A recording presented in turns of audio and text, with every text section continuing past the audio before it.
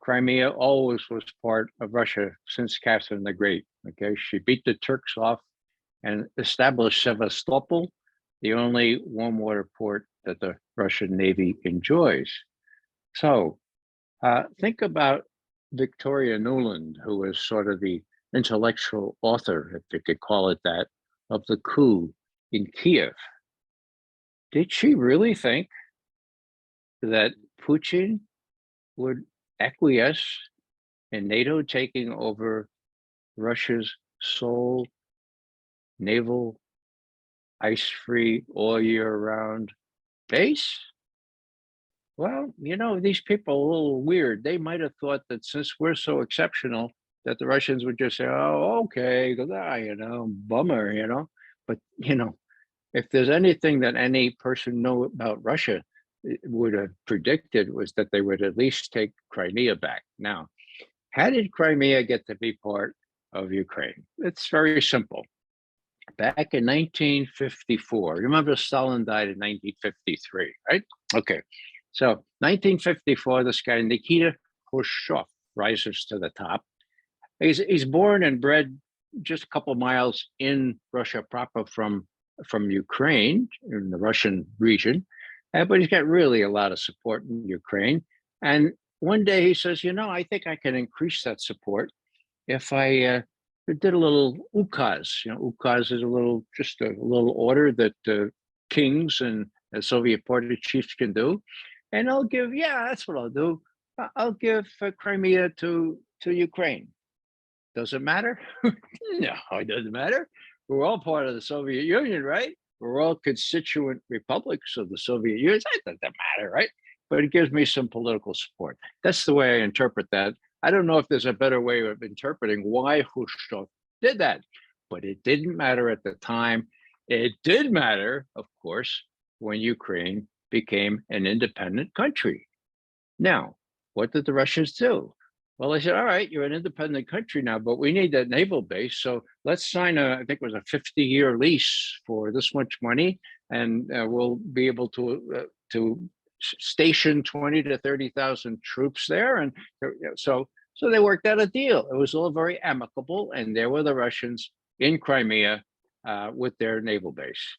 Now, when the coup took place, and it became clear that Russia would be forbidden as an official language, and that Ukraine wanted to join NATO, the people in Crimea, fearing what it would mean to have a new body in Kiev ruling them and discriminating against the Russian speakers, they clearly were not in favor of being assimilated into this new Ukraine.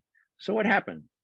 Well, Putin got back from the Sochi Olympics on the 23rd of February, the day after the coup. And he convened his advisors and said, what are we going to do about Crimea? And they said, well, the Crimeans want us to take them in. Of course, they're all mostly Russian speakers. They're Russian stock.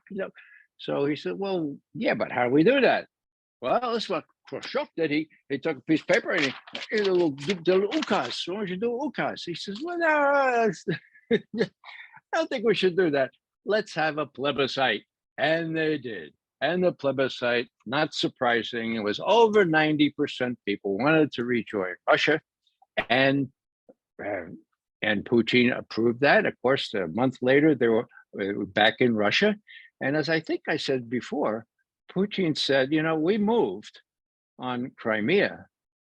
We reincorporated Crimea partly because of NATO's designs or Ukraine's acquiescence in joining NATO or wanting to join NATO, but mostly, more important, we feared the emplacement of offensive strike missiles, that is medium-range ballistic missiles of the kind Khrushchev put in Cuba, in Crimea and the rest of Ukraine.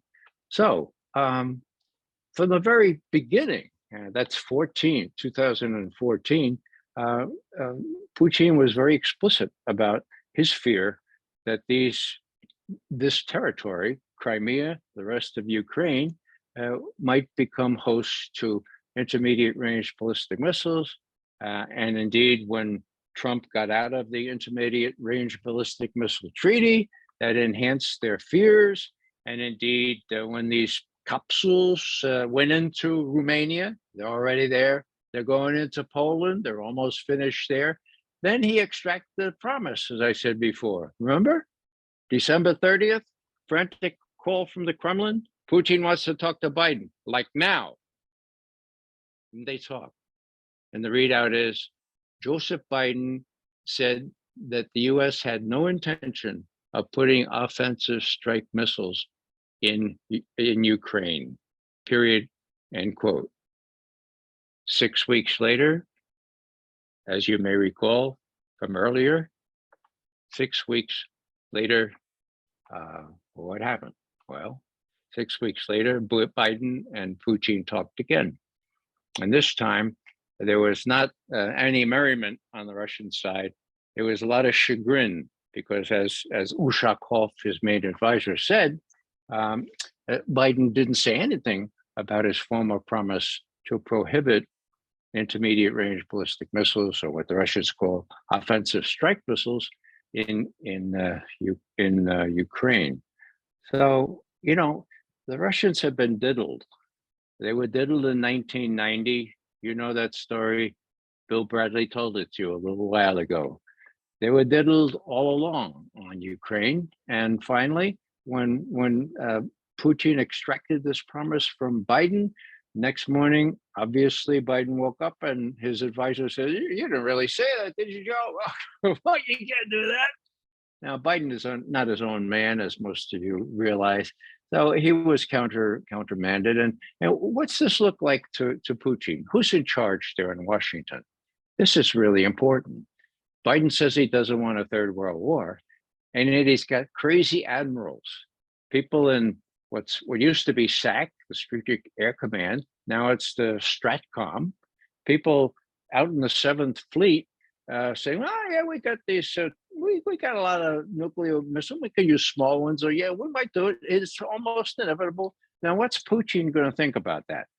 He already knows from Ellsberg's book, which has been given to him in Russian translation, that the authority to use nuclear weapons way back when, decades ago, devolved to some tactical units, if you can believe it.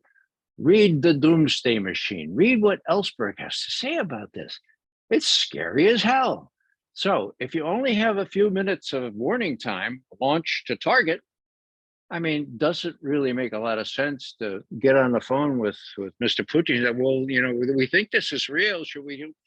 In other words, Putin doesn't want to have 7 to 10 minutes for cruise missiles or 5 minutes for hypersonic missiles to decide whether to blow up the rest of the world. Would he blow up the rest of the world? I'm convinced he would. He has said so. He said something to the effect that, what would the world look like without Russia?